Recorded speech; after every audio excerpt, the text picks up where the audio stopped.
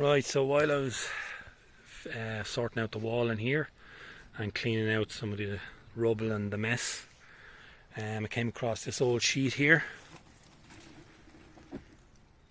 It's an old sheet, so it's kind of discoloured, but it can definitely be cleaned up and used as a rain protection barrier over some of the plants, which I'm going to show you what kind of a change of tactic for some of the pots up under the window at the back of the house, and I'll show you what I'm doing for the new raised beds at the back door. Right, so last year, if you would have seen my videos, I did a video on how to protect your cannas and the colicages in the pots here by chopping them down, putting mulches on them. You can dry different layers, and then if the rain and ice comes, you can put down like old plastic coal bags or just plastic to run the water off.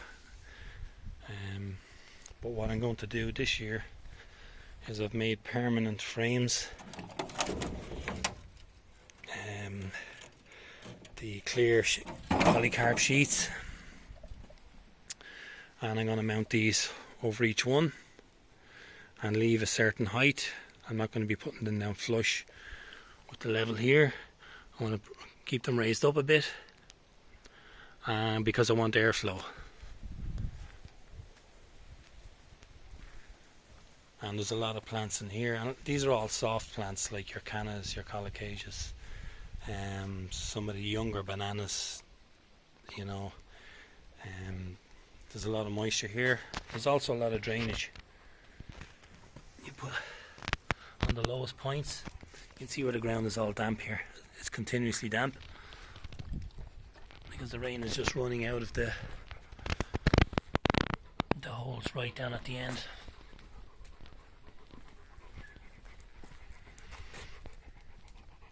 So on the lowest side, in the corners, I put the holes in, and you can see that the ground is continuously damp, so it's running out. It's not creating a sump inside there. There's a lot of gravel. Now I think I started chopping back the plants this month last year. So for the 3 big beds, just got some untreated, what was it, 2x1, 2x1.5 corrugated sheets, and the fixings here for corrugated sheets. Okay, so you just bake up a nice light frame on one side and your corrugated sheets, and the same thing, these are going to be mounted into over the bed when everything is chopped back, and they'll be fixed into the soil, but there's going to be airflow underneath. You want the top of it to dry out. So I still have another one to make up.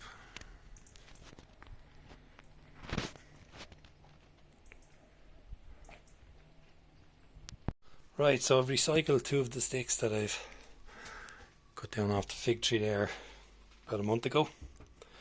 Just kind of put a sharpened end on one end, and I'm just going to drill these in here and here, and these will be pushed down into the pot. And I'm using sticks that can basically, this lower part of the stick is going to be in the compost, anchoring this part to the pot, and it's going to rot. So all I have to do is every year you put a different stick in. There's no point in using fresh timber like this, or even treated timber, because it's just going to eventually rot. So an ordinary old stick, they're going to be like this, pointing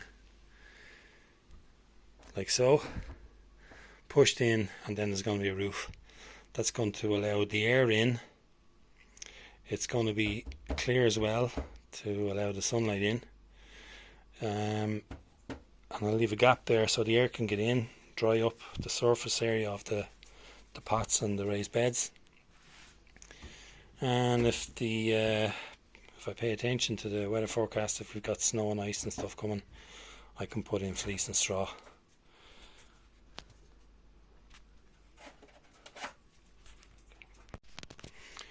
Right, so after getting the timber screws, and on each one I've put one going straight through the centre here, coming out this way,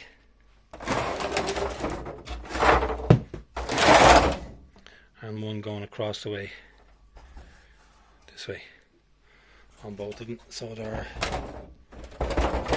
they are not moving. They're really sturdy. You don't want your covers getting whipped off in a wind, taken off like catching the wind like a sail. Right, so a lot of plants are still growing. This is my grass that I got off from coal palm in the Netherlands, and it's the Triarhena. The Triarhena grass. That's basically it. But that's still growing anyway. Let's see how that gets on. So I'm kind of reluctant to chop back. I think even from the last video, not too long ago, these pups, after shooting up,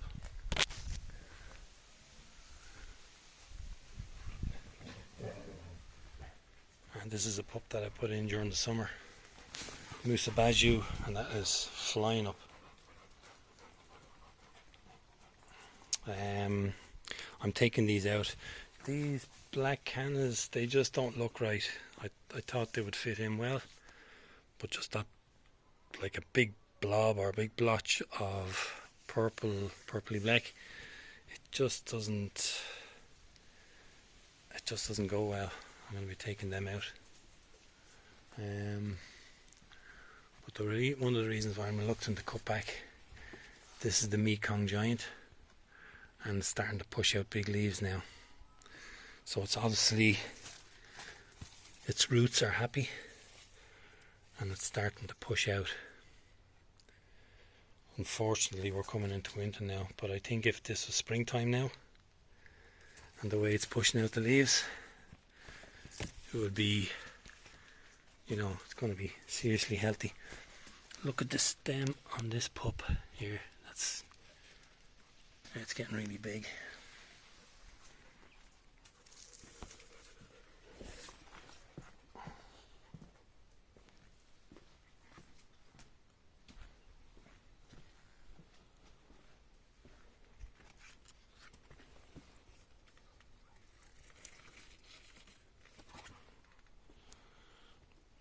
The lilies are starting to die back.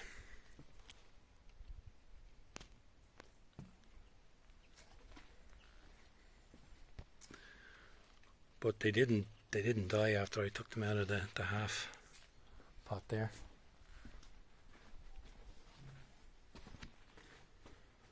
Should be one in here. Yeah, there's a baby one there. So I think I got 3 or 4 plants in the one pot. The Musa Sikamensis.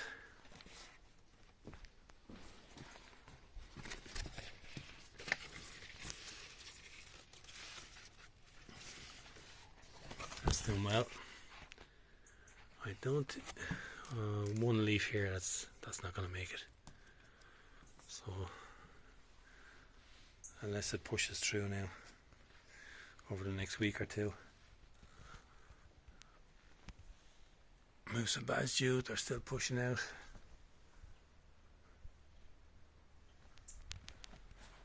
So a little bit reluctant to. Oh fuck, here's another pup coming up. You kind of get sick of taking out these pups. Bananas everywhere. So if you want to get a banana, get Musa Baju. Unbelievable. And whatever you pay for, it's going to pay for itself tenfold. because you'll be sick of the bananas coming off it.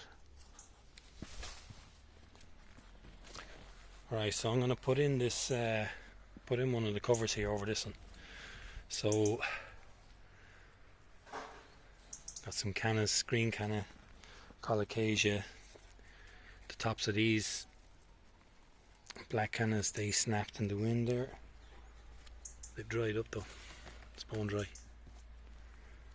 I'm going to take these down, put in the cover, see how it looks.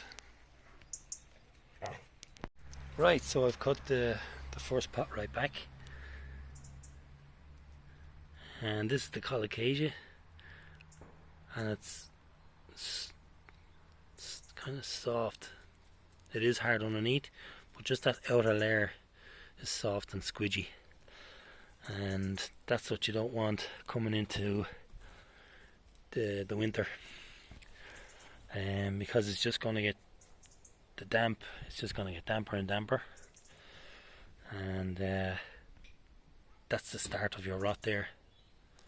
But where I think the covers will be better, instead of just piling up compost or bark chips or whatever leaves on top of these, is because these tops will now be exposed, and if you can see here where I cut them earlier, about a month ago, they're bone dry. So hopefully when I put the top over these, all this dampness here from the moisture inside the plant, they will actually dry up much quicker and much better than just putting a whole lot of stuff on top of them, because the airflow is going to be able to flow underneath the cover. And then your added bonus, all this moisture, all this leaf matter, they're all gone down to the polytunnel. Sorry, not the polytunnel, the compost heap.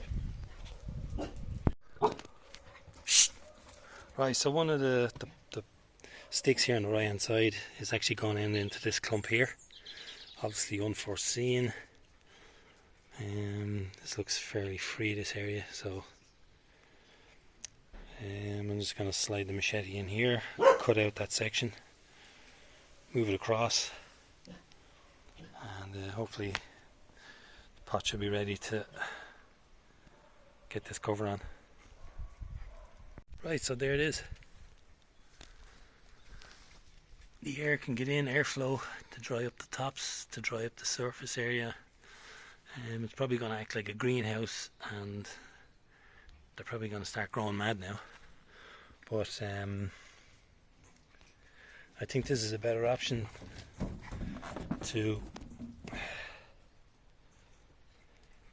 and it didn't cost much. Materials are cheap. All you need is a drill, screws, bit of timber, bit of plastic. Like that old sheet that I have down near the polytunnel. I'm going to recycle that one there. I'm going to put covers over the agaves. The tetrapanics. I got 3 tetrapanics. I'm going to cover in the centers over the main stem with those as well. Keep them dry.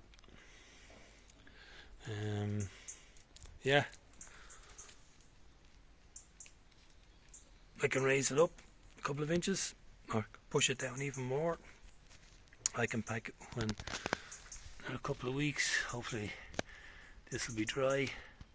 I can start putting straw and agri fleece, whatever I need in here. So, and I know from last winter that the Jack's Giant Colocasia, they can overwinter in the whiskey barrels.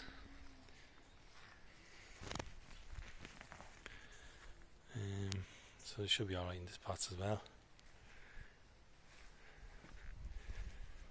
That's the pink china. I haven't put any of that into the ground. There's when Max went that earlier in the year, he kind of broke up the clump. So I've got some pink china up the front here, all around the sides, and the main clump in here at the back. They will be going in, some of them will be going into the ground then and overwintering around at the patio area. Right, so while I was here, I did the second one, and I'm going to finish off the third one. You look at the corm, I can imagine the corm under here now for this jack's joint is absolutely huge. So this is going to have time now to dry out and to seal up, because you can, don't know if you can see down there all the moisture. I'm going to get a tissue and just take all that out. Another thing is, if you're going to try this method, or even just putting mulches down over it,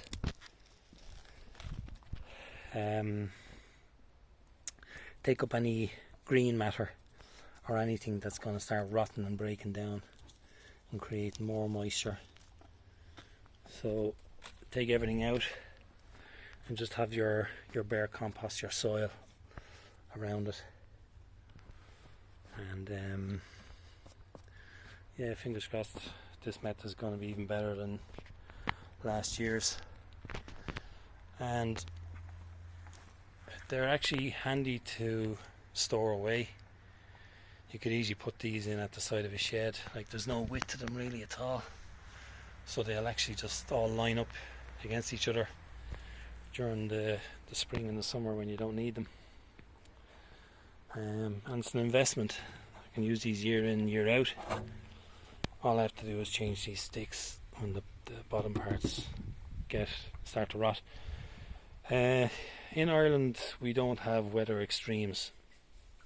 Where I am in 8B, you'll get, what will kill your plants is not the cold on its own or the rain, the dampness on its own. It's a combination of both.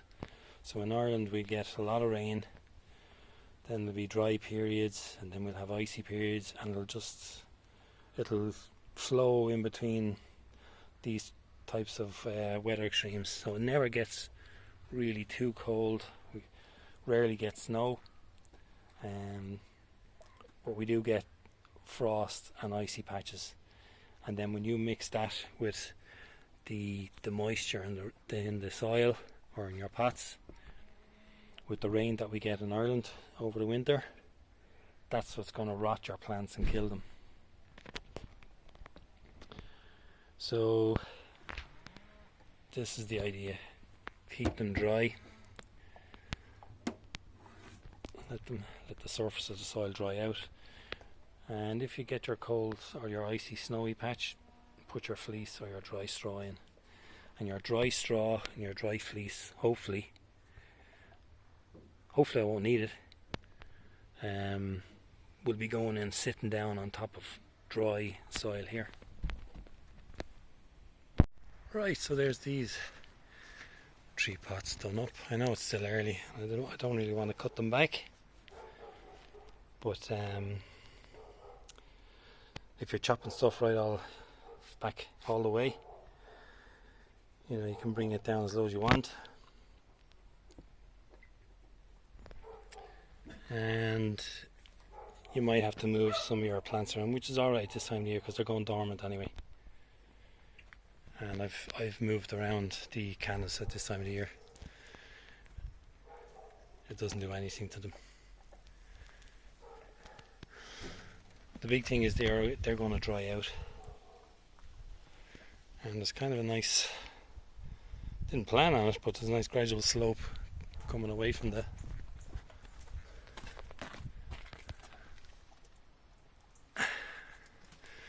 pots.